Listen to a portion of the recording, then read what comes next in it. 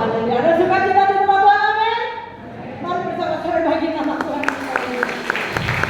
Yang kami sudah menerima Tuhan, kami menolong di dalam perayaan Paskah ini. Biar setiap kita pun memberikan yang terbaik bagi Tuhan yang sudah luar biasa atas kita. Amin. Mari kita berikan kepala kita berdoa bersama-sama. Terima kasih Tuhan buat kasih setiamu, buat pengorbananmu atas setiap kami. Ini anak-anakmu Tuhan. Kami datang di dalam rumahmu. Kami rindu memberi persembahan pujian hanya bagimu saja ya Tuhan. Engkau yang setia, Engkau yang mulia untuk kami Tuhan Yesus yang sudah menebus setiap dosa setiap kami Tuhan, memulihkan setiap kami, menyembuhkan setiap kami. Oh, dahsyat luar biasa Engkau Tuhan. Ini tiba saatnya Tuhan kami mempersiapkan hati kami, merendahkan hati kami di hadapan-Mu. Mari Roh Kudus penuhi setiap kami, penuhi, mengalir, penuhi kami rindu memberi yang terbaik dalam perayaan Paskah ini Tuhan. Nama Tuhan ditinggikan, nama Tuhan dipermuliakan, nama Tuhan dihormati hanya di dalam nama Tuhan Yesus Kristus. Kami siap beribadah pada pagi hari ini dalam nama Tuhan Yesus Kristus. Mari semua yang siap memuji dan menyembah Tuhan, sama-sama kita katakan amin. Selamat sore bagi Dia. Sambut kemuliaan Tuhan. Haleluya.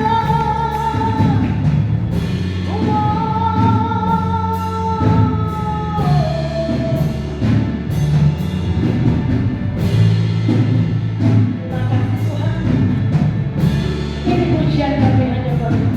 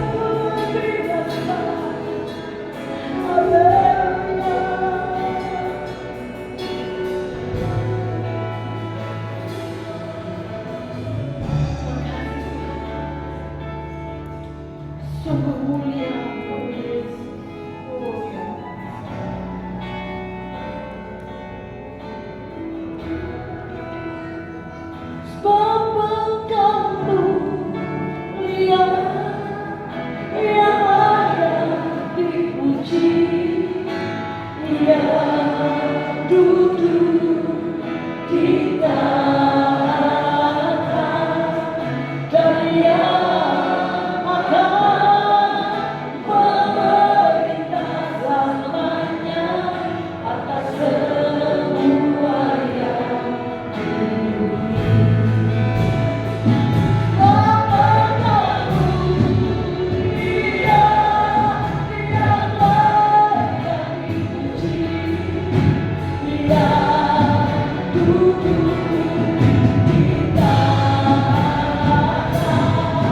dan Dia akan memerintah selamanya atas semuanya.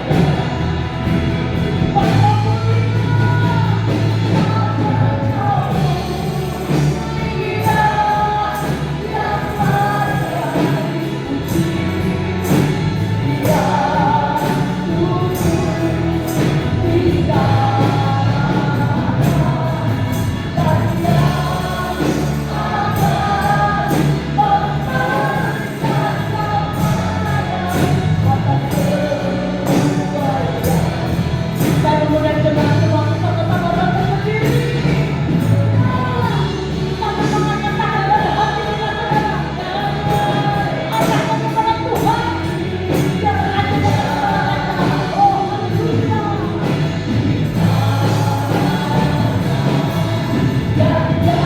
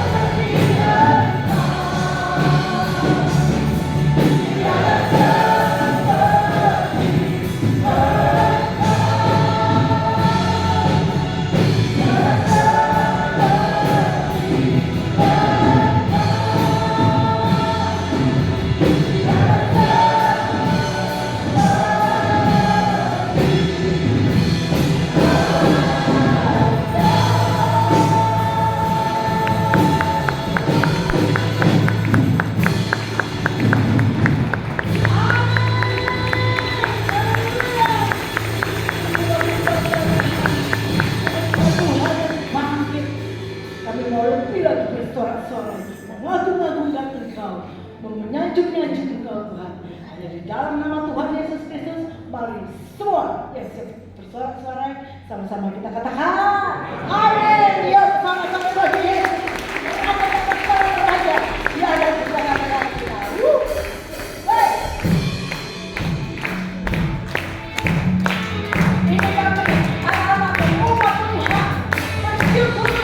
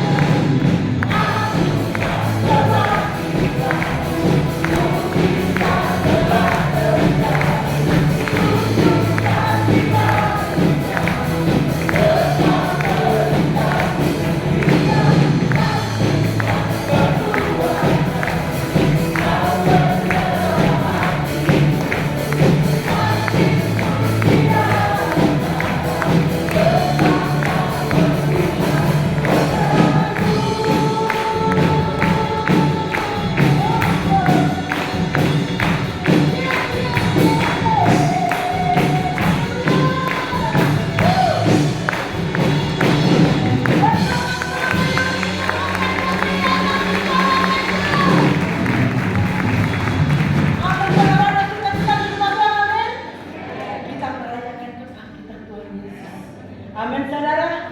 Tahu artinya? Amin. Yang artinya soal dunia.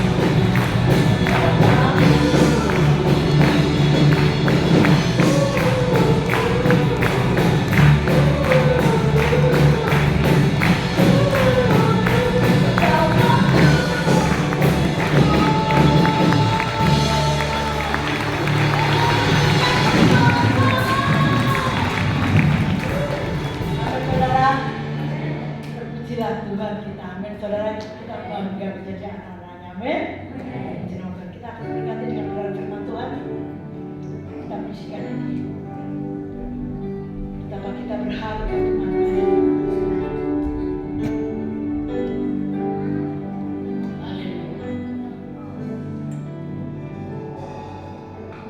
Hidupmu berharga bagi Allah. Tiada yang tak berkenan di hadapannya. Amin. Dia ciptakan kau sungguh gambarnya. Sungguh terlalu indah kau bagi dia. Dia berikan kasih-Nya bagi dia. Dia merelakan segalanya. Dia risau itu tebus dosa kita. Karena hidupmu sangat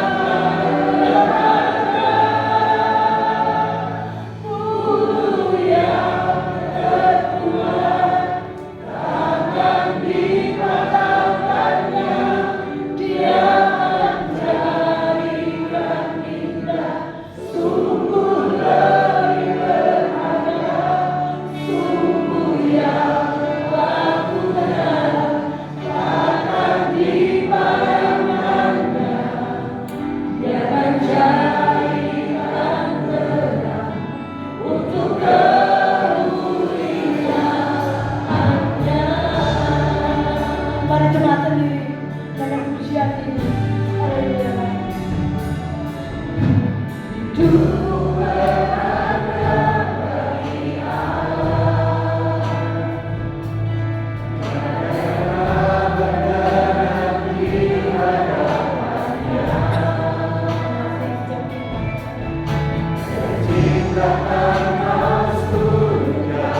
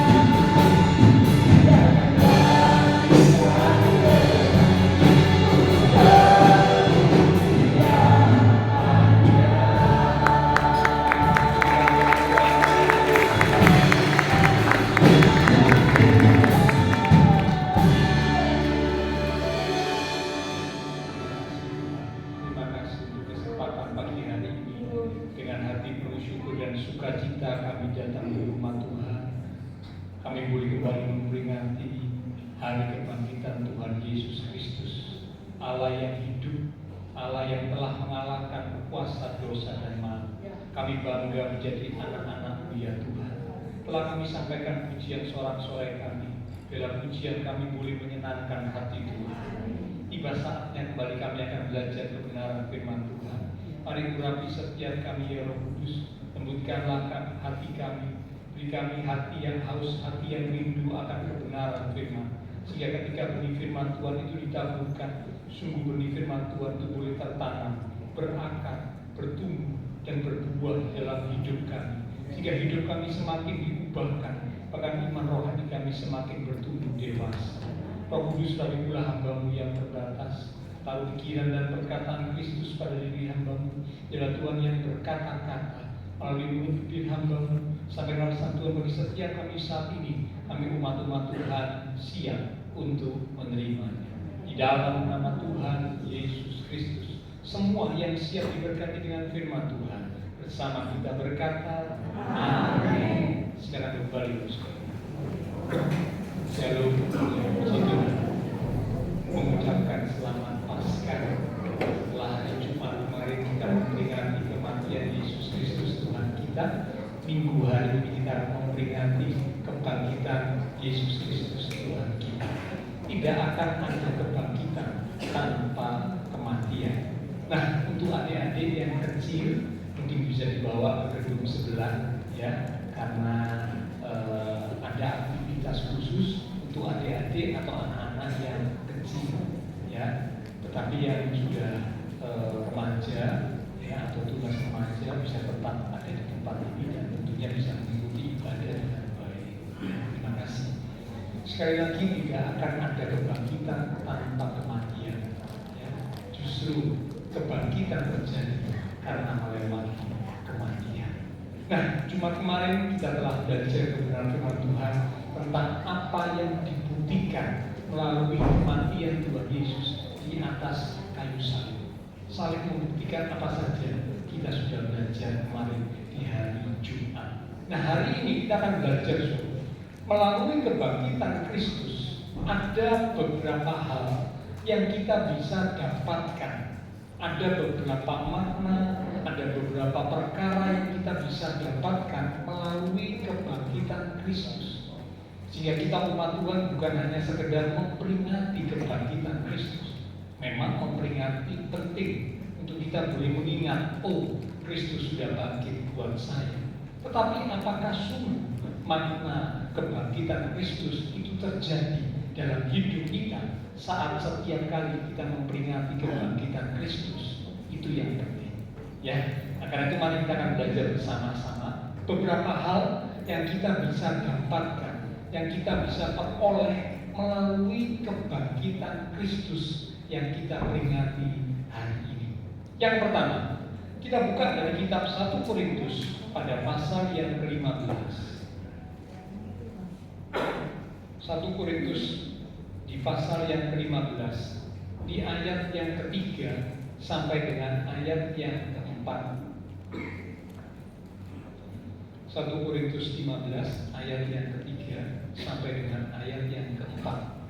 Saya akan bacakan. Bapak sudah bisa melihat, menyimak dari Alkitab ataupun mungkin menggunakan gadget yang tentunya hanya digunakan untuk membuka Alkitab saja. 1 Korintus 15 ayat yang ketiga mulai. Demikian firman Tuhan. Sebab yang sangat penting telah kusampaikan kepadamu. Paulus mengawali dengan kata yang sangat penting. Bukan hanya penting tetapi sangat penting. Berarti ini perlu mendapat perhatian khusus dari setiap umat Tuhan karena sangat penting. Apa yang sangat penting? Yaitu apa yang telah kuterima sendiri. Ialah bahwa Kristus telah mati karena dosa-dosa kita sesuai dengan kitab suci. Kemarin Jumat, di Jumat Agung, kita memperingati hal ini. Kristus mati karena dosa kita. Ayat 4, bahwa ia telah dikuburkan dan bahwa ia telah dibangkitkan pada hari yang ketiga sesuai dengan kitab suci. Amin ya. Dikatakan semua yang terjadi mati karena dosa kita, dikuburkan dan bangkit dari kematian, itu semua dikatakan sesuai dengan kitab suci. Dan ini merupakan perkara yang sangat penting, perlu mendapat perhatian dari setiap umat Tuhan, termasuk Bapak Ibu Saudara dan saya. Yang pertama, hal yang kita bisa dapatkan melalui kebangkitan Kristus saat kita memperingati Paskah, yang pertama adalah bahwa firman Tuhan itu selalu digenapi. Firman Tuhan itu selalu terjadi. Firman Tuhan itu selalu digenapi. Ada banyak orang, termasuk umat Tuhan, kadang-kadang tanpa sadar mempertanyakan, apakah sungguh firman Tuhan itu pasti digenapi? Apakah sungguh firman Tuhan itu pasti terjadi? Kadang-kadang umat Tuhan bisa juga bertanya hal seperti itu di dalam hati. Ya, di 2 Petrus pasal yang ketiga, kita lihat ya. 2 Petrus pasal yang ketiga ada sebuah contoh dituliskan. 2 Petrus pada pasal yang ketiga di ayat yang ketiga mulai. 2 Petrus pasal yang ketiga di ayat yang ketiga mulai. Demikian firman Tuhan. Ini contohnya ya. Yang terutama harus kamu ketahui ialah bahwa pada hari-hari zaman akhir atau akhir zaman akan tampil pengejek-pengejek dengan ejekan-ejekannya, yaitu orang-orang yang hidup menuruti hawa nafsunya. Muncul pengejek-pengejek. Apa yang mereka ucapkan dalam ejekan mereka? Ayat 4. Kata mereka, di manakah janji tentang kedatangannya itu? Maksudnya kedatangan Tuhan Yesus pada kali yang kedua. Mana bukti janji itu? Kira-kira begitu saudara. Lanjut. Sebab sejak bapak-bapak leluhur kita meninggal, segala sesuatu tetap seperti semula pada waktu dunia diciptakan. Mereka sengaja tidak mau tahu, mereka ini adalah para pengejek, bahwa oleh firman Allah langit telah ada sejak dahulu, dan juga bumi yang berasal dari air dan oleh air, dan bahwa oleh air itu bumi yang dahulu telah binasa dimusnahkan oleh air bah, yaitu pada zaman Nuh. 7. Tetapi oleh firman itu juga langit dan bumi yang sekarang terpelihara dari api dan disimpan untuk hari penghakiman dan kebinasaan orang-orang fasik. Akan tetapi saudara-saudaraku yang kekasih, yang satu ini tidak boleh kamu lupakan, yaitu bahwa di hadapan Tuhan satu hari sama seperti 1000 tahun, dan 1000 tahun sama seperti satu hari. 9. Kita beri perhatian ayat ini. Tuhan tidak lalai menepati janji, atau Tuhan tidak ingkar janji. Sekalipun ada orang yang menganggapnya sebagai kelalaian, sekalipun ada orang yang menganggap Tuhan lalai, Tuhan lupa, Tuhan ingkar janji. Namun ayat ini berkata Tuhan tidak lalai menepati janji. Tetapi Tuhan sabar terhadap kamu, karena Ia menghendaki supaya jangan ada yang binasa, melainkan supaya semua orang berbalik dan bertobat.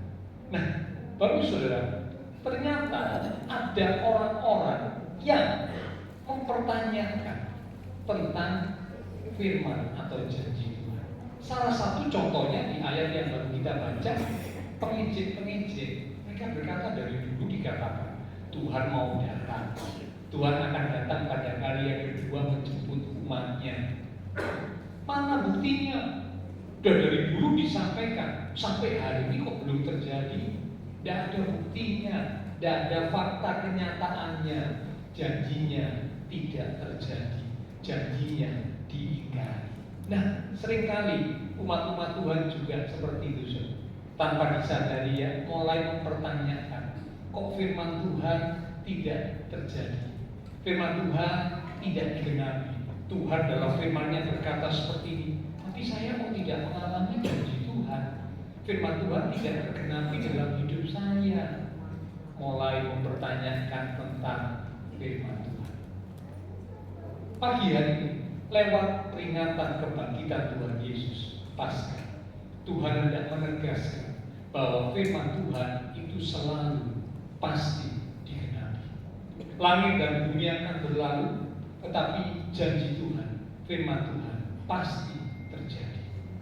Ya, memang menunggu saatnya, menunggu waktunya, dan semua langsung terjadi seketika. Ya, ada momen, ada waktu, ada saat. Yang satu terjadi, beberapa waktu kemudian yang satu lagi terjadi, beberapa waktu kemudian yang satu lagi terjadi digenapi. Namun yang pasti firman Tuhan selalu digenapi.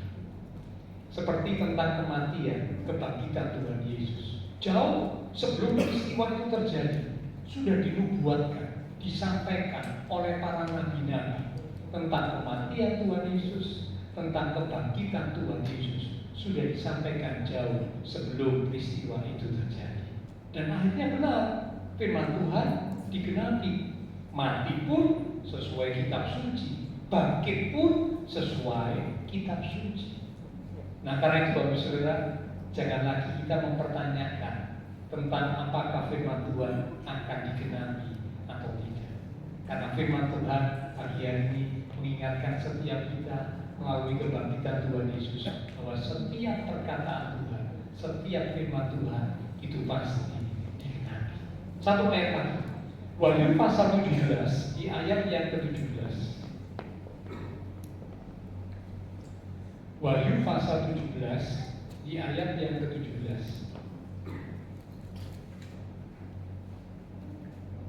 Demikian firman Tuhan, sebab Allah telah menerangi hati mereka untuk melakukan kehendaknya dengan setia sekata dan untuk memberikan pemerintahan kepada mereka, kepada binatang itu. Perhatikan kalimat yang berikut, sampai segala firman Allah telah digenapi. Sekali lagi, sampai segala firman Allah telah digenapi. Penekanan kata sampai segala. Kata segala ini berarti setiap firman Tuhan akan digenapi. Jadi Bapak Ibu Saudara, mari kita percaya, kita pegang teguh firman yang sudah kita terima. Karena firman Tuhan itu pasti akan digenapi. Kalau hari ini mungkin belum terjadi dalam hidup kita, menunggu saatnya, menunggu waktunya, tapi pasti akan digenapi. Ini yang pertama, ya. Melalui kebangkitan Kristus, hal yang bisa kita dapatkan supaya kita menjadi umat Tuhan yang semakin indah di hadapan Tuhan adalah satu keyakinan kita bahwa firman Tuhan pasti selalu digenapi. Yang kedua, melalui kebangkitan Kristus, kita buka dari Injil Matius pasal yang ke-28 di ayat yang pertama sampai dengan ayat yang ke-6. Matius 28 ayat yang pertama sampai dengan ayat yang ke-6. Ini perikop yang menceritakan tentang kebangkitan Tuhan Yesus. Ayat 1. Setelah hari Sabat lewat, menjelang menyingsingnya fajar pada hari pertama minggu itu, pergilah Maria Magdalena dan Maria yang lain menengok kubur itu, yaitu kubur Tuhan Yesus yang telah mati dan kemudian dikuburkan. Maka terjadilah gempa bumi yang hebat, sebab seorang malaikat Tuhan turun dari langit dan datang ke batu itu, batu penutup kubur, dan menggulingkannya, lalu duduk di atasnya, di atas batu yang sudah digulingkan. Wajahnya bagaikan kilat dan pakaiannya putih bagaikan salju. Dan penjaga-penjaga itu yang melihat peristiwa itu gentar ketakutan dan menjadi seperti orang-orang mati karena saking takutnya. Begitu takutnya melihat peristiwa yang dahsyat, yang luar biasa, mereka sampai pucat, tidak bisa melakukan apa-apa seperti orang mati. 5. Akan tetapi malaikat itu berkata kepada perempuan-perempuan itu, janganlah kamu takut, sebab aku tahu kamu mencari Yesus yang disalibkan itu. 6. Ia, Tuhan Yesus, tidak ada di sini sebab ia telah bangkit. Sekali lagi, ia telah bangkit sama seperti yang telah dikatakannya. Mari, lihatlah tempat ia berbaring. Bapak Saudara, ketika Tuhan Yesus mati, itu juga sesuai kitab suci ya. Tadi kita sudah baca di 1 Korintus 15. Lalu kemudian dikuburkan, ya. Nah, saat dikuburkan, itu para imam kepala, orang-orang Farisi memberikan sebuah perintah. Perintahnya apa? Kubur dari Tuhan Yesus itu harus dijaga oleh tentara atau serdadu Romawi. Mengapa? Karena imam-imam kepala, orang-orang Farisi itu mereka ingat ada perkataan Tuhan, ada firman Tuhan yang berkata bahwa Tuhan akan bangkit. Mereka ingat. Nah, harus dijaga, kuburnya ini harus dijaga supaya jangan sampai Tuhan Yesus bisa keluar dari kubur, ataupun mungkin mayatnya dicuri, diambil, lalu dikatakan bangkit. Jangan sampai seperti itu. Itulah sebabnya kubur dijaga. Biasanya penjagaan itu dilakukan semasa seseorang hidup. Kalau seorang presiden hidup, ya, waktu dia jadi presiden, dia dijaga, diamankan dengan pengawalan pasukan khusus. Tetapi kalau seorang presiden sudah mati, kuburannya nggak dijaga. Karena apa? Sudah mati. Lihat saja kubur-kubur, ya, tokoh-tokoh yang besar, presiden dan sebagainya, kuburnya nggak dijaga lagi dengan penjagaan khusus. Karena apa? Beliau sudah mati. Dijaga hanya semasa hidup, dijaga hanya waktu mereka sedang menduduki posisi yang penting sebagai presiden, kepala negara, raja dan sebagainya. Tapi kalau sudah mati, nggak dijaga lagi, kuburnya nggak dijaga. Tetapi kubur Tuhan Yesus waktu itu justru ketika Tuhan Yesus mati, kuburnya dijaga dengan ketat atas perintah imam kepala, orang-orang Farisi, ahli-ahli Taurat. Mengapa? Karena mereka berusaha untuk mencegah supaya Tuhan Yesus tidak bisa keluar dari kubur seandainya bangkit. Itu yang ada di pikiran mereka. Namun ternyata Alkitab berkata, batu yang besar, zaman dulu kuburan itu nggak seperti sekarang. Ya, kalau sekarang kuburan di Indonesia itu dimakamkan, dimasukkan ke dalam tanah, dipendem. Ya. Tetapi pada zaman Tuhan Yesus, waktu Tuhan Yesus mati, kuburan nggak seperti itu. Kuburan itu dimasukkan ke seperti sebuah gua, sebuah gua. Saudara ingat kisahnya Lazarus? Waktu Lazarus, saudara dari Maria dan Marta itu mati, mayat dari Lazarus waktu dikuburkan dimasukkan ke gua.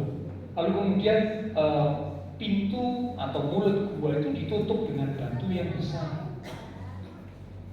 Ya. Nah, ketika Tuhan Yesus datang ke kubur Lazarus, batu yang besar diperintahkan untuk digulingkan. Itu bentuk kubur pada masa itu. Tuhan Yesus waktu mati juga dikuburkan dengan hal atau cara yang seperti itu, dimasukkan ke sebuah gua, lalu kemudian setelah mayat atau jenazah dimasukkan, lalu kemudian pintu atau mulut gua itu ditutup dengan batu yang besar. Setelah ditutup dengan batu yang besar, dan cukup hanya ditutup, disegel, dimeterai, ya, supaya benar-benar tidak boleh ada seorang pun yang membukanya, karena sudah ditutup dan sudah disegel atau dimeterai. Ditambah dijaga oleh para serdadu tentara Romawi. Namun ternyata batu yang besar yang disegel atau dimeterai, pengawal penjaga yang berjaga-jaga di kubur Tuhan Yesus tidak bisa menghalangi kebangkitan Tuhan Yesus. Alkitab mencatat waktu peristiwa besar itu terjadi, Tuhan Yesus bangkit, batu kubur itu terguling, ya, gempa bumi besar terjadi, ya, serdadu melihat, serdadu Romawi, tentara Romawi melihat hal ini dan mereka nggak bisa berbuat apa-apa. Padahal serdadu tentara Romawi ini adalah orang-orang yang terlatih. Ya, namanya tentara itu tidak ada tentara itu yang tidak terlatih, tidak ada. Pasti tentara itu terlatih, punya fisik yang kuat, ya siap menghadapi segala hal yang terjadi. Namun ketika peristiwa besar terjadi saat kebangkitan Tuhan Yesus, serdadu Romawi yang terlatih tidak mampu untuk menahan supaya Tuhan Yesus tidak bangkit ataupun tidak keluar dari kubur. Tidak bisa. Ya, batu yang besar yang disegel, dimeterai, pengawal yang berjaga-jaga tidak bisa menghalangi kebangkitan Tuhan Yesus. Kebangkitan Tuhan Yesus menunjukkan kepada kita bahwa Tuhan Yesus tidak dikalahkan oleh kematian. Sekali lagi, Tuhan Yesus tidak dikalahkan oleh kematian. Maka yang kedua, hal yang kita bisa peroleh melalui peringatan kebangkitan Tuhan Yesus. Yang kedua adalah kemenangan atas dosa dan maut. Kemenangan atas dosa dan maut. Saat Tuhan Yesus bangkit, itu menunjukkan bahwa Tuhan sudah menang atas dosa dan maut. Kita lihat 1 Korintus pasal 15 ayat yang ke-54 mulai. 1 Korintus pada pasal yang ke-15 di ayat yang ke-54 mulai.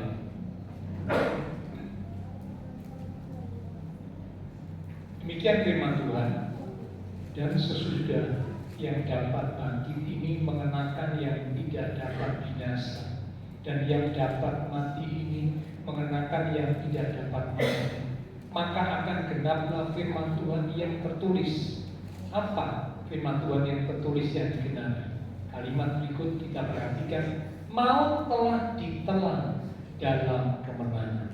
Sekali lagi, maut telah ditelan dalam kemenangan. Hai maut, di manakah kemenanganmu?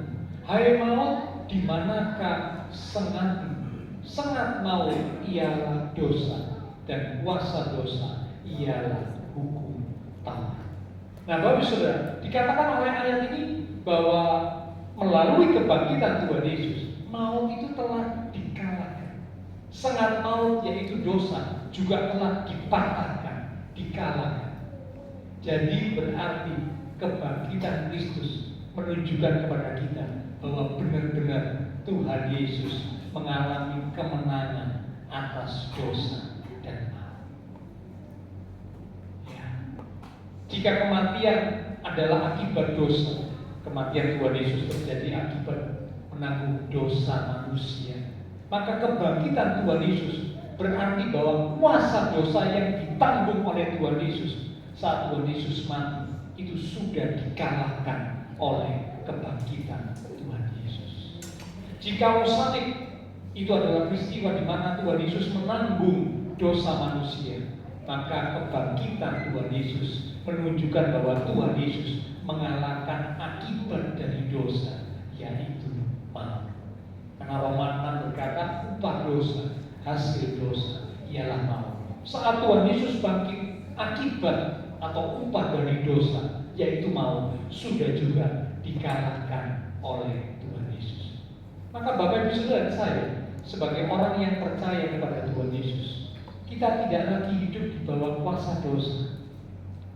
Ya, kita tidak lagi hidup di bawah cengkraman dosa. Tidak. Mengapa? Karena Tuhan yang kita percaya dan kita sembah adalah Tuhan yang baik, yang sudah mengalahkan maut, mengalahkan kematian. Itulah Tuhan yang bangkit, yang kita sembah dan kita percaya. Ya. Jadi yang kedua, melalui Paskah menunjukkan kepada kita bahwa Tuhan menang atas dosa dan maut. Yang ketiga, melalui Paskah, peringatan kebangkitan Tuhan Yesus Kristus. Iman dan jerih lelah kita, ini yang ketiga yang kita bisa peroleh melalui peringatan Paskah kebangkitan Tuhan Yesus, ialah iman dan jerih lelah kita dalam persekutuan dengan Tuhan itu tidak pernah sia-sia.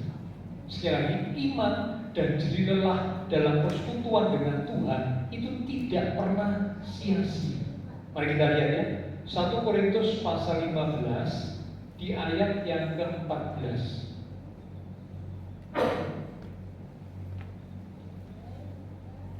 1 Korintus pasal 15 di ayat yang ke-14. Tetapi andai kata Kristus tidak dibangkitkan, ada kata andai kata atau seandainya, gitu ya. Maka maka sia-sialah pemberitaan kami dan sia-sialah juga kepercayaan kami. Jadi ayat ini berkata kalau Tuhan Yesus tidak bangkit, kepercayaan iman kita kepada Tuhan Yesus itu nggak ada gunanya, sia-sia kalau Tuhan tidak bangkit. Tetapi karena Tuhan bangkit, maka iman percaya kita kepada Tuhan tidak sia-sia. Lanjut di ayat yang ke-58, tepatnya 1 Korintus pasal 15 ayat 58. Karena itu, saudara-saudaraku yang kekasih, berdirilah teguh, jangan goyah, dan giatlah selalu dalam pekerjaan Tuhan. Berdiri teguh, jangan goyah, giat selalu dalam pekerjaan Tuhan. Mengapa? Sebab kamu tahu bahwa dalam persekutuan dengan Tuhan, jerih payah tidak sia-sia. Jadi ternyata Bapak Saudara, yang ketiga, melalui kebangkitan Tuhan Yesus, iman percaya kita kepada Tuhan Yesus itu tidak sia-sia. Bukan hanya iman percaya ketika Bapak Saudara berjerilah melakukan sesuatu untuk Tuhan, melakukan sesuatu untuk memuliakan Tuhan. Jadilah kita di dalam persekutuan dengan Tuhan dikatakan juga tidak sia-sia.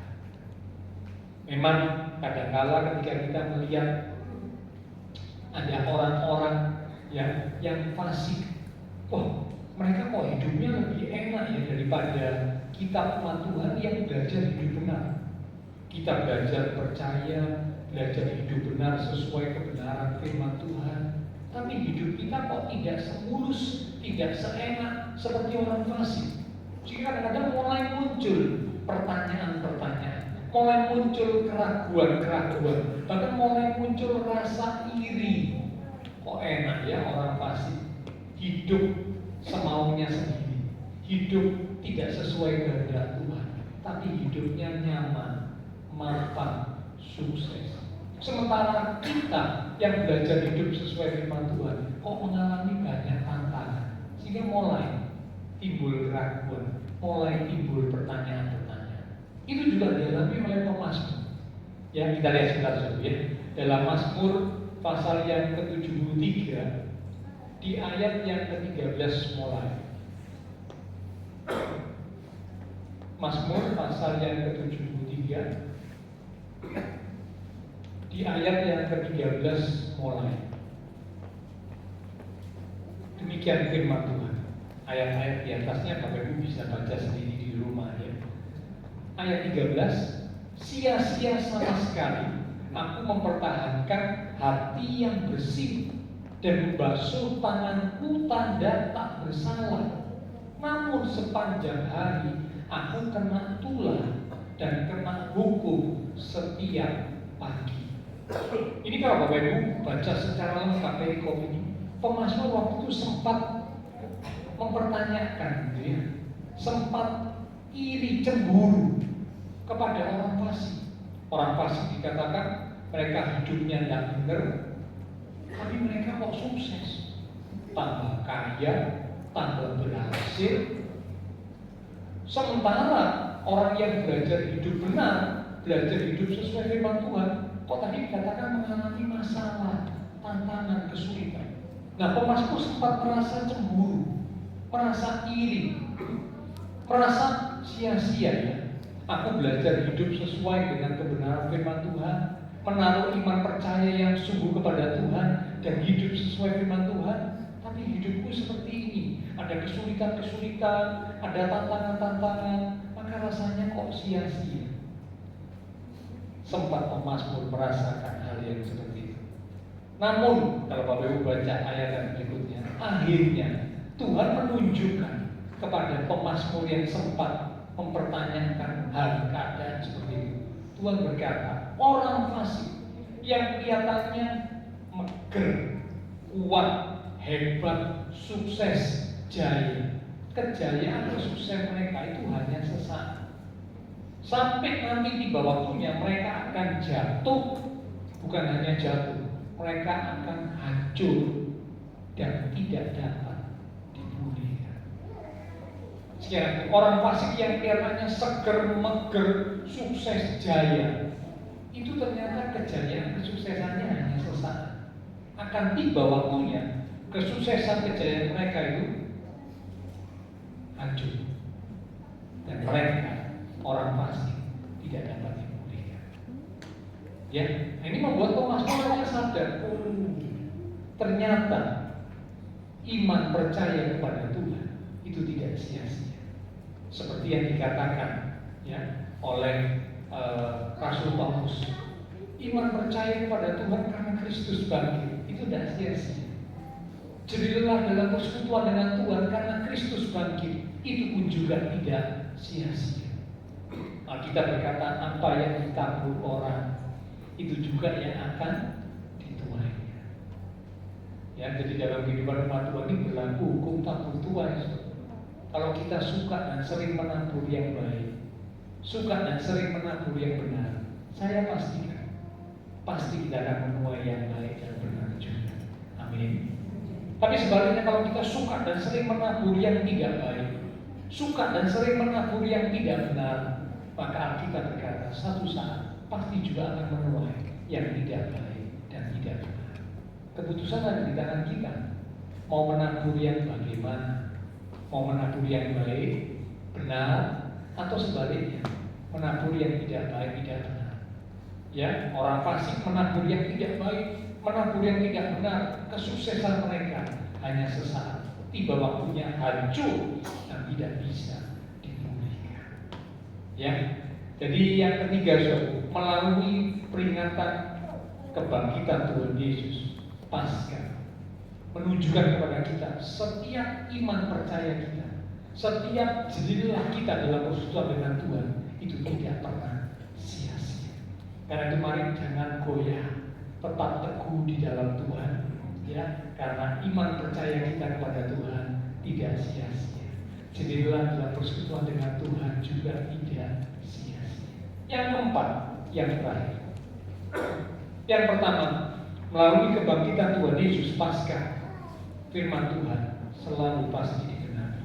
Kalau hari ini belum terjadi, belum digenapi, menunggu waktunya, menunggu saatnya, tapi akan tiba waktunya semua firman Tuhan itu pasti akan digenapi.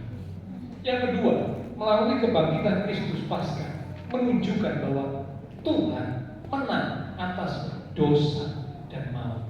Sehingga Bapak Ibu Saudara saya yang percaya kepada Tuhan Yesus yang bangkit, hidup kita tidak lagi berada di bawah kuasa dosa atau kuasa maut. Yang ketiga, melalui kebangkitan Tuhan Yesus Kristus Paskah, menunjukkan kepada kita iman kita kepada Tuhan Yesus. Jadi lelah kita dalam persekutuan dengan Tuhan itu semuanya tidak pernah sia-sia. Yang keempat sekarang, yang terakhir, melalui kebangkitan Tuhan Yesus Paskah, kita akan lihat dari 1 Petrus pasal yang pertama di ayat yang ketiga. 1 Petrus pasal yang pertama di ayat yang ketiga. Demikian firman Tuhan.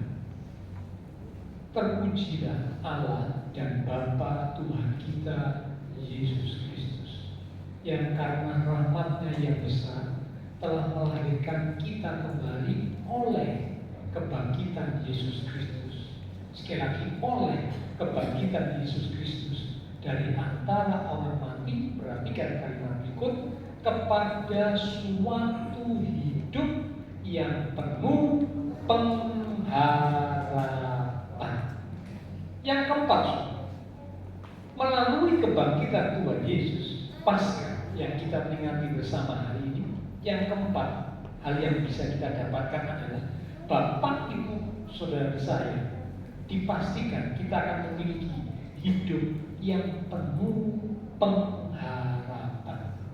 Sekali yang penuh pengharapan. Tuhan tidak mengharapkan, tidak mengizinkan umat Tuhan itu ya sampai putus asa, sampai kehilangan harapan. Tidak diizinkan, tidak dikehendaki oleh Tuhan. Kalau orang yang tidak punya Tuhan, bisa jadi karena hal-hal yang terjadi dalam hidup mereka, sampai di satu titik mereka putus asa, mereka kehilangan harapan, mereka merasa sudah tidak mampu hidup lagi, percuma aku hidup, sudah hidupku kondisinya seperti ini, putus asa. Tapi bagi Bapak Ibu Saudara saya, anak-anak Tuhan yang percaya kepada Tuhan Yesus yang mati dan bangkit, dikatakan bahwa Kristus yang bangkit akan membawa kita kepada sebuah kehidupan yang penuh dengan pengharapan. Selalu ada pengharapan. Di situasi yang bagaimanapun selalu ada pengharapan untuk anak-anak Tuhan yang percaya kepada Tuhan Yesus yang sudah mati dan bangkit. Beberapa contoh dalam Alkitab. Nanti Bapak Ibu baca sendiri ya di rumah. Dalam Lukas pasal 24 ayat yang ke-13 mulai.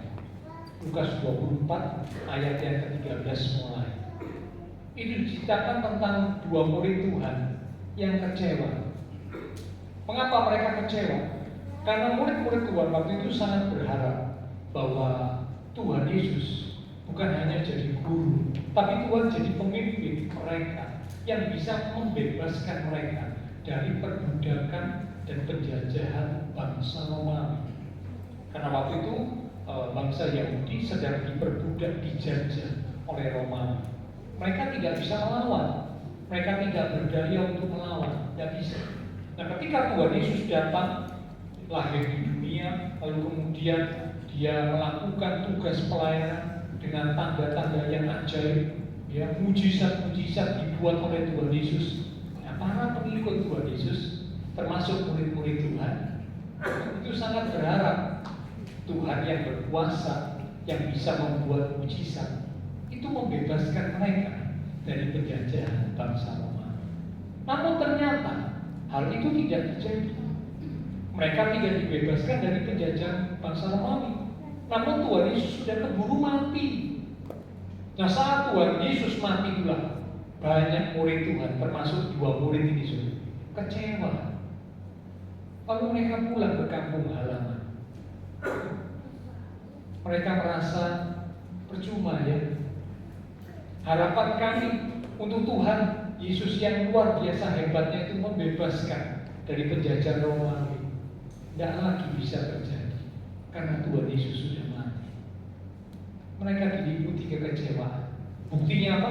Waktu saat mereka berjalan pulang menuju ke kampung halaman mereka, yaitu Emmaus, di tengah jalan Tuhan Yesus yang bangkit menghampiri mereka, ngomong-ngomong, ngobrol dengan mereka di perjalanan. Namun dua murid Tuhan ini tidak sadar, mata mereka tertutup oleh kekecewaan yang besar, sehingga Tuhan Yesus yang berjalan bersama mereka tidak dikenali oleh mereka. Mereka tidak tahu itu Tuhan Yesus karena kekecewaan yang meliputi hati pikiran mereka. Nah, Bapak Ibu Saudara, kekecewaan yang dibiarkan berlarut-larut dalam kehidupan seorang umat Tuhan itu bisa menghalangi pandangan mata iman kita kepada Tuhan. Kita nggak bisa lagi memandang Tuhan dengan benar, dengan baik. Mengapa? Karena ada kekecewaan seperti dua murid Tuhan. Kekecewaan membuat mata rohani umat Tuhan tertutup. Nah, karena itu jangan pernah biarkan kekecewaan menguasai hati dan pikiran kita. Semakin lama kekecewaan menguasai hati pikiran kita, semakin mata rohani kita tertutup dan semakin kita tidak bisa memandang dan melihat akan Tuhan yang hadir dalam hidup kita. Memang semua hal yang terjadi dalam hidup kita tidak selalu seperti yang kita harapkan. Nah, ini yang kadang-kadang sering membuat umat Tuhan menjadi kecewa. Kita berharap A, tapi yang terjadi B. Kita berharap B, tapi yang terjadi C. Sehingga akhirnya kecewa karena tidak seperti yang kita harapkan. Tapi pagi hari ini lewat firman Tuhan, ya, Tuhan sanggup mengubah kekecewaan menjadi hidup yang penuh dengan gairah, semangat. Seperti yang dialami oleh dua murid. Perjumpaan dengan Tuhan Yesus yang bangkit, Tuhan bercakap-cakap, Tuhan mampir di rumah mereka, dan ketika Tuhan memecahkan roti, terbuka mata mereka bahwa ternyata yang berjalan bersama dengan mereka adalah Tuhan Yesus yang sudah bangkit. Dan mereka mengakui, iya, tadi waktu Tuhan ngomong dengan kita, waktu orang itu Tuhan Yesus ngomong dengan kita, hati kita berkobar-kobar. Dan karena begitu berkobar, bersemangat, begitu sampai di rumah, mereka mengenali Tuhan Yesus, tapi Tuhan Yesus lenyap dari pandangan mereka. Mereka langsung balik lagi ke Yerusalem. Padahal baru tiba, baru sampai di rumah. Karena apa? Karena semangat yang luar biasa. Karena hati mereka yang berkobar-kobar. Alkitab berkata, orang yang bersemangat dapat menanggung penderitaan. Semangat membuat kita kuat menghadapi hidup ini. Tapi kalau orang yang patah semangat, tidak bisa menghadapi kehidupan ini.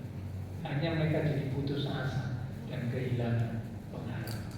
Ya, kekecewaan diubah menjadi semangat, gairah. Ketakutan diubah menjadi sukacita karena Tuhan yang bangkit. Para murid Tuhan Yesus, waktu Tuhan Yesus mati, mereka kumpul di loteng Yerusalem dengan diliputi ketakutan. Pintu-pintu semua dikunci. Karena apa? Mereka takut. Bagaimana nasib kita? Guru kita sudah mati, disalibkan. Bagaimana nasib kita? Nanti kalau para imam kepala ahli Taurat mencari dan hendak juga menangkap dan menghukum kita, bagaimana kita? Mereka diliputi ketakutan, sehingga mereka kumpul bersama dan pintu-pintu selalu dalam keadaan terkunci. Namun Tuhan yang bangkit di tengah ketakutan para murid, Tuhan datang di tempat mereka berkumpul. Dan waktu Tuhan datang, Tuhan berkata, damai sejahtera bagi. Ketika mereka melihat Tuhan, Alkitab mencatat bersukacitalah mereka. Kebangkitan Kristus mengubah ketakutan menjadi sukacita dan damai sejahtera. Kalau Bapak Ibu Saudara saya sungguh-sungguh percaya, sungguh-sungguh meyakini akan kebangkitan Kristus, maka kebangkitan Kristus itu akan mengubah hidup kita. Ketakutan diubah menjadi sukacita, damai sejahtera Tuhan terjadi dalam hidup kita. Kegagalan pun diubah menjadi keberhasilan.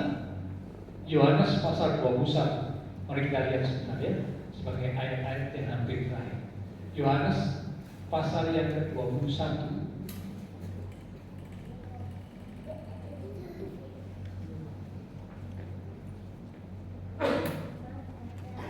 Yohanes pasal yang ke-21 di ayat yang pertama mulai. Demikian firman Tuhan. Kemudian Tuhan Yesus menampakkan diri kepada murid-muridnya di pantai Danau Tiberias, dan ia menampakkan diri sebagai berikut.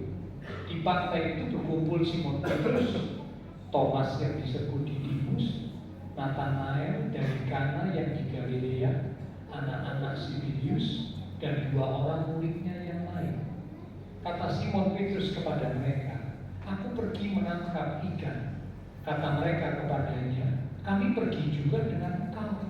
Mereka berangkat lalu naik ke perahu.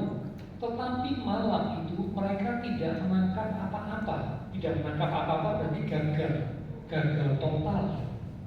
Ketika hari mulai siang, Tuhan Yesus berdiri di pantai. Akan tetapi murid-murid itu tidak tahu bahwa itu adalah Tuhan Yesus. Kata Tuhan Yesus kepada mereka, "Hai anak-anak, adakah kamu mempunyai lauk?" Jawab mereka, "Tidak ada." Maka kata Tuhan Yesus kepada mereka, "Tebarkanlah jalamu di sebelah kanan perahu, maka akan kamu peroleh." Lalu mereka menebarkan jalannya, dan mereka tidak dapat menariknya lagi karena banyaknya ikan. Nah, dari kisah ini kita bisa lihat para murid Tuhan, mereka yang sedang berjuang berusaha untuk menangkap ikan, Karena mereka memang dulu pekerjaannya adalah nelayan yang sudah sangat tentunya berpengalaman. Karena itu pekerjaan mereka, keahlian mereka. Namun Alkitab mencatat semalam-malaman tidak memperoleh hasil. Ketika Tuhan yang bangkit menampakkan diri kepada murid-murid yang gagal ini, tidak mendapatkan ikan sama sekali. Tuhan berkata, tebarkanlah jalanmu di sebelah kanan dari perahu. Dan ketika mereka taat, mujizat terjadi. Mereka bisa menangkap banyak ikan sampai jala waktu mau ditarik tidak bisa karena terlalu banyaknya ikan yang ditangkap. Ini artinya apa? Kegagalan, bahkan gagal total, bisa diubah melalui kebangkitan Tuhan Yesus menjadi sebuah keberhasilan yang luar biasa. Karena Tuhan yang kita sembah adalah Tuhan yang baik. Jadi yang keempat, melalui kebangkitan Kristus, Bapak Ibu Saudara akan dibawa kepada satu hidup yang penuh dengan pengharapan. Sehingga kita pasti selalu punya pengharapan karena kita punya Tuhan yang luar biasa. Kekecewaan diubah jadi semangat bergairah, ketakutan diubah menjadi damai sejahtera, sukacita, bahkan kegagalan diubah menjadi keberhasilan karena Tuhan yang bangkit berkarya dalam hidup umatnya. Ayat penutup kita akan buka 1 Korintus pasal 15. Setelah silakan pelayan-pelayan yang luar kembali maju ke depan. 1 Korintus pasal yang ke-15 di ayat yang ke-57.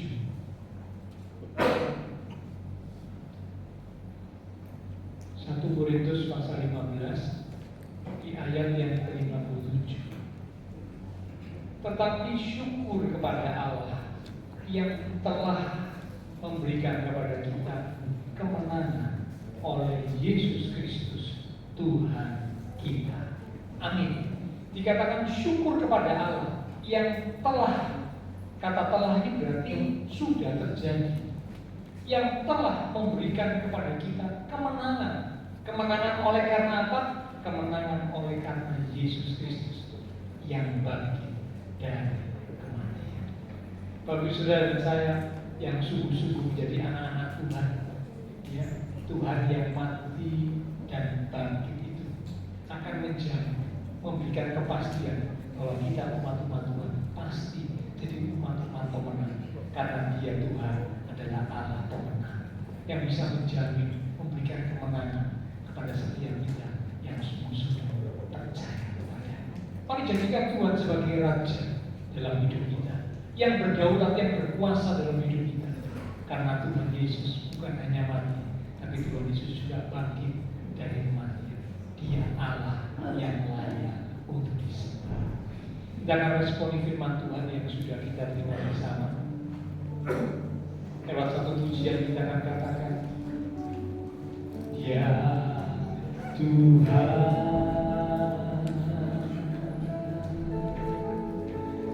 Ya Tuhan,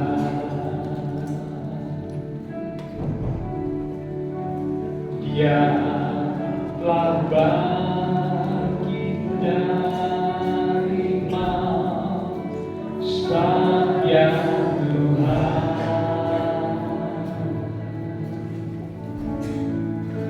setiap lutut berteduh, setiap lidah mengaku bahwa Yesuslah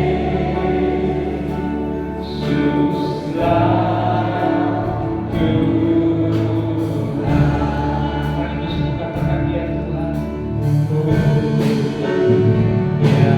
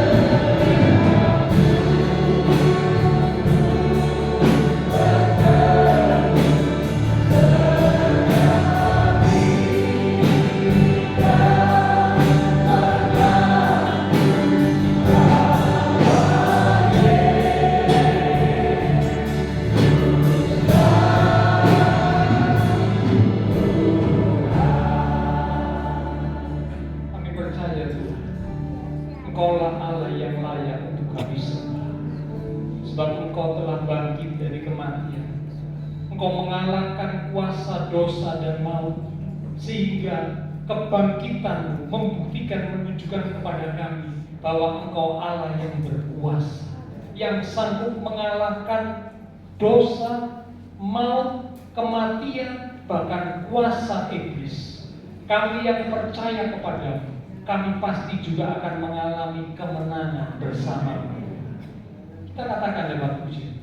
Ku percaya Kau Tuhan yang tak pernah gagal, menjadikanku lebih dari pemenang.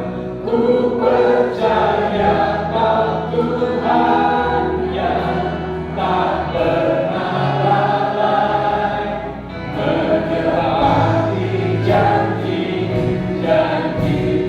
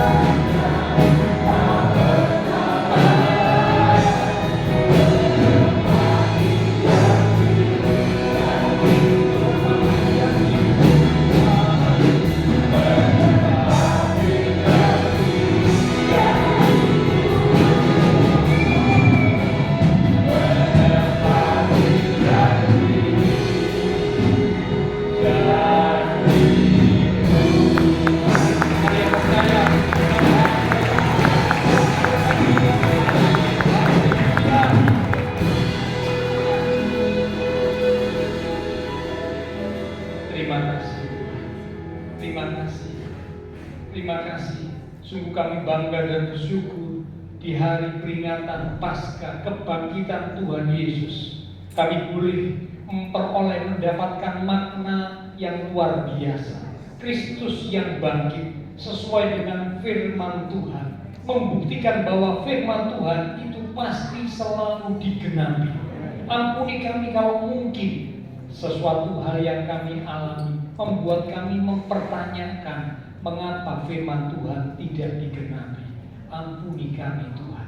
Tapi lewat kebenaran firman yang kami terima melalui peristiwa kebangkitan Tuhan Yesus, setiap firman Tuhan pasti akan digenapi. Kami berpegang teguh akan firman Tuhan yang tidak pernah berubah dan selalu pasti akan digenapi. Demikian juga melalui peristiwa kebangkitan Tuhan Yesus dari kematian, maka menunjukkan kepada kami Tuhan sudah menang atas dosa dan maut, sehingga kami umat-umat Tuhan, hidup kami sudah dibebaskan, diperdekakan dari dosa, dari maut, dari cengkaman kuasa iblis. Kami boleh jadi umat-umat Tuhan yang sungguh-sungguh merdeka. Karena itu kami tidak mau hidup kami dikuasai lagi oleh dosa, dikuasai lagi oleh iblis. Kami mau taklukkan, kami mau kalahkan dosa, kalahkan maut, kalahkan iblis bersama dengan Tuhan yang bangkit dari kematian. Bahkan melalui kebangkitan Tuhan Yesus, kami diingatkan bahwa iman percaya kami itu tidak pernah sia-sia. Jadi lelah kami dalam persekutuan dengan Tuhan juga tidak pernah sia-sia. Karena itu kami mau terus berjuang untuk tetap semangat, tetap setia sampai akhir hidup kami. Apa yang kami tabur itu pasti akan kami tuai pada waktunya. Kami mau belajar untuk menabur yang baik, menabur yang benar. Karena satu kali nanti kami juga akan menuai yang baik dan benar sesuai dengan apa yang Tuhan siapkan buat kami. Demikian juga Tuhan melalui kebangkitan Tuhan Yesus, kami umat Tuhan akan dibawa kepada suatu hidup yang penuh dengan pengharapan. Tidak ada kata putus asa, tidak ada kata kehilangan harapan. Tuhan sanggup mengubah kekecewaan menjadi semangat, gairah yang luar biasa. Tuhan sanggup mengubah ketakutan menjadi damai, sukacita yang melimpah. Bahkan Tuhan sanggup mengubah kegagalan menjadi keberhasilan yang luar biasa. Menerangkanlah firman Tuhan yang sudah kami terima, sehingga bukan hanya sekedar kami tahu dan mengerti, tetapi sungguh-sungguh firman Tuhan itu terjadi dalam hidup kami. Terima kasih Tuhan, terima kasih. Hamba berdoa untuk setiap umat-umat-Mu ya Tuhan. Engkau berkati setiap umat-umat-Mu, diberkati iman rohani, diberkati keluarga rumah tangga, diberkati usaha pekerjaan, diberkati studi sekolah, diberkati kesehatan kami, bahkan diberkati masa depan kami. Semua yang sudah melayani persembahan yang dipersembahkan, apapun yang dilakukan oleh setiap umat Tuhan karena mengasihi Tuhan, Allah sumber segala berkat akan memberkati kembali dan terus memakai hidup setiap kami untuk kami boleh lebih lagi berkarya bagi Tuhan untuk kemuliaan Tuhan. Kami berdoa Tuhan untuk teman-teman seiman kami yang membutuhkan bantuan doa. Mungkin ada mereka-mereka yang sakit. Kami berdoa Tuhan jamah, berikanlah kekuatan, kesehatan, kesembuhan di dalam nama Tuhan Yesus Kristus. Oleh figur Tuhan Yesus, teman-teman seiman kami yang sakit disembuhkan, yang lemah Tuhan kuatkan, yang susah Tuhan hiburkan. Secara khusus berdoa untuk keluarga besar dari almarhum Bapak Beni Sinanto yang telah dipanggil pulang oleh Tuhan. Kami berdoa Tuhan, Kau hiburkan keluarga besar, berikan mereka kekuatan yang dari Tuhan, kekuatan surgawi melimpah mengalir atas mereka, hingga mereka tidak berlalu dalam duka cita yang mendalam, karena yang mereka kasihi, ayah mertua, kakek, sudah bersama dengan Tuhan Yesus. Terima kasih Tuhan, terima kasih. Kami berdoa pula memberkati bangsa negara kami Indonesia, pemimpin-pemimpin bangsa kami, kota kami Surabaya, demikian juga tetangga lingkungan sekitar gereja Tuhan.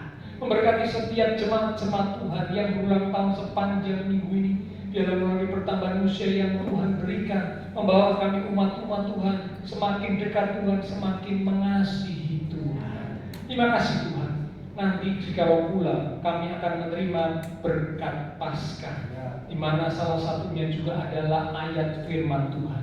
Kami berdoa biarlah setiap ayat firman Tuhan yang diterima oleh umat-umat Tuhan boleh menjadi rema buat setiap umat Tuhan, menghiburkan, menguatkan, atau mungkin menegur, tetapi semua itu adalah pertanda bahwa Tuhan menunjukkan kasih kepada umat-Mu. Tuhan rindu supaya umat-Mu hidup di dalam apa yang Tuhan kehendaki. Terima kasih Tuhan Yesus, terima kasih. Setelah selesai ibadah, kami akan berpisah satu dengan yang lain, kembali ke aktivitas kami, kembali ke keluarga rumah tangga kami. Biarlah segala berkat, anugerah, damai, sukacita yang melimpah dari Allah Bapa surgawi, kasih Tuhan Yesus Kristus, persekutuan dengan kuasa Roh Kudus akan terus memimpin, menuntun langkah kehidupan setiap kita. Itu terus menyertai kita sekalian mulai pagi siang ini sampai Maranatha Tuhan Yesus datang kembali. Di dalam nama Tuhan Yesus Kristus, semua yang percaya diberkati Tuhan. Mari bersama dengan iman kita berkata, Amin.